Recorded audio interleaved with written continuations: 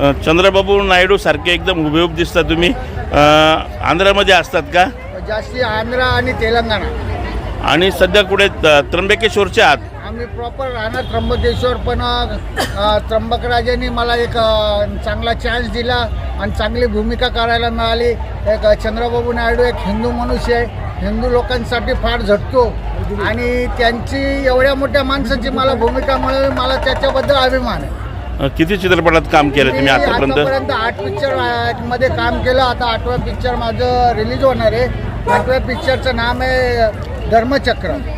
थोडक्यामध्ये चंद्रबाबू नायडूची बायोपिक आहे. तुमचं नाव काय? माझं नाव धनंजय प्रभुनिया, ज्युनियर सीबीआय हे माझं नाव आहे. मी सध्या आंध्रामध्ये असतात तुम्ही? मी सध्या माझी शूटिंग आहे विजयवाडा. आता माझी जी विजयवाडा आहे, उंबूल आहे, काकीनाडाला मी हे केलं, काय केलं, कॅम्पेन केलं, इलेक्शन कॅम्पेन केलं आणि चांगल्या मताने आमची पार्टी तिथे निवडून आणली. TDP आणि जनसेना याने पवन कल्याण पार्टी जनसेना. ओके, मी काय म्हणतो इथे तुमचं काय जे त्र्यंबकेश्वरला जे भाविक वगैरे येतात त्यांच्याविषयी काय म्हणायचं आहे? त्र्यंबकला जे भाविक येत आहेत त्यांच्यासाठी एकच माझी या सगळ्या देवस्थान ट्रस्टीला आणि या गव्हर्नमेंट शासनाला विनंती आहे की लोकांचं दर्शन चांगलं व्हावं आणि ही जी लुटमार चालू आहे ती कायमस्वरूपी बंद व्हावी, एवढंच मी सांगतो. काय लुटमार आहे इथे? लुटमार म्हणजे काय?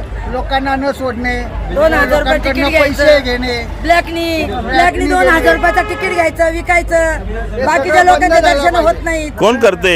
आपले गाईड लोक, त्याच्याकडे कोणीच लक्ष देते नाही. ओके. आणि लोकांना सांगते आम्ही जे गायला 10 रुपयाचं दान करतो 10च्या 2 घ्या. त्यांचा घास तर काय घेऊ तुम्ही? आमच्या घासवर जर पोट बसतं, पिढी चालली, आम्ही आमच्या लेकरबाळ कशी काय जगवायचे? आमच्या लेकरबाळांना पण आमचा हात धंदा आम्ही इथले साईक असून एखादा पाहुणा आला तरी आम्हाला नेण्याचा अधिकार नाही. काय ते लगेच सांगतील सिक्युरिटीवाले, तुम्ही याला फोन करा, त्याला फोन करा, तिला फोन करा, एवढंच काम पडलेलं नाही. त्यासाठी आम्ही पाहुणा आला तरी सांगतो बाई ऑनलाईन तिकीट काढा आणि दर्शनाला जा. आमचे पाहुणे सुद्धा सोडते नाही येणार नाही आणि एक जणाचे 5,000 रुपये घेऊन आवडत नाही. ओके. आणि आमचे पाहुणे सोडती नाही. याला फोन करा, त्याला फोन करा, याला बोलवा, त्याला बोलवा. आम्ही काय लोकांच्या घरी जायचं का बोलवायला? पाहुण्यांसाठी ज्यांचे नातेवाईक आहे त्यांच्याकडे येतील ना दादा ते. बरोबर.